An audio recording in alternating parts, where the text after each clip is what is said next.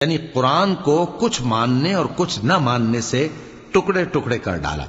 सो तुम्हारे परवरदिगार की कसम, हम उनसे जरूर पुरसिश करेंगे उन कामों की जो वो करते रहे। बस जो हुक्म तुमको अल्लाह की तरफ से मिला है